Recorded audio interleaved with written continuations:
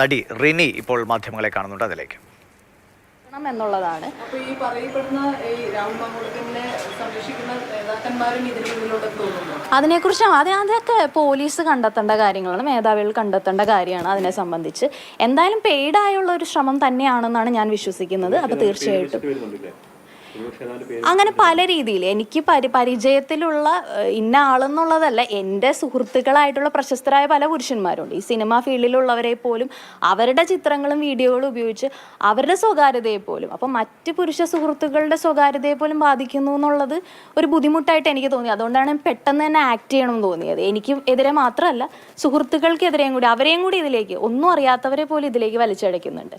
അപ്പോൾ അതുകൊണ്ടാണ് ഒരു ആക്ട് ചെയ്യണം എന്ന് എനിക്ക് തോന്നിയത്. അപ്പോൾ എത്രയും പെട്ടെന്ന് കുറ്റവാളികളെ നിയമത്തിന്റെ മുന്നിലേക്ക് കൊണ്ടുവരണം എന്നുള്ളത്. ആരോപണവിധേയം നിയമസഭയിൽ വരണം എന്ന് പങ്കെടുക്കുന്നത് ശരിയാണെന്ന് തോന്നുന്നു. അല്ല, അതിനെക്കുറിച്ചൊന്നും ഞാൻ ഒന്നിനെക്കുറിച്ചും പ്രതികരിക്കേണ്ട കാര്യമില്ല. അതൊക്കെ ഞാൻ പറഞ്ഞല്ലോ, അത് പ്രസ്ഥാനവും അവരൊക്കെ തീരുമാനിക്കേണ്ട കാര്യങ്ങൾ, അതിലൊന്നും ഞാൻ ഒപ്പൈൻ ചെയ്യേണ്ട കാര്യമേ ഇല്ല.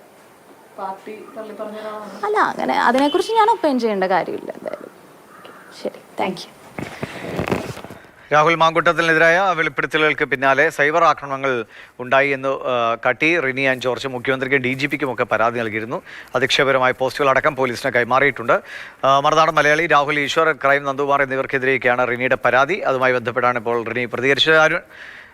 അരുൺ ശങ്കർ വിവരങ്ങളുമായിട്ടുണ്ട്. അരുൺ, കൂടുതലൊന്നും പ്രതികരിക്കാൻ തയ്യാറാവുന്നില്ല. ഇത്തരം ഒരു തൻ്റെ മറ്റു സുഹൃത്തുക്കളുടെ സ്വകാര്യത ലംഘിക്കപ്പെടുന്ന സാഹചര്യം ഉണ്ടാകുന്നുണ്ട്, പരാതിയുമായി മുന്നോട്ട് പോകുന്നു എന്നാണോ റിനി പറയുന്നത്?